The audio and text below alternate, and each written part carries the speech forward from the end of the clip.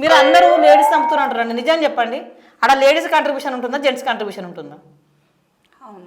Lady okay ఒక ఇద్దరు హస్బెండ్ని చంపింది అనుకుందాం, అవతల ఎవరు జెంటే కదా.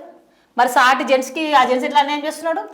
మా అంటే సాటి లేడీకి ఎట్లా అన్యాయం చేస్తున్నారు అంటారు, మా సాటి జెంట్స్కి లేడీ జెంట్స్ ఎట్లా చేస్తున్నాడు అన్యాయము? వాళ్ళకి లేదా బుద్ధి? మరి అరే అవతల కూడా నాలాంటి మొగోడే కదా అని చెప్పేసి చంపేది మొగోడే కదా, అక్కడ లేడీ ఎక్కడ చంపుతుందండి?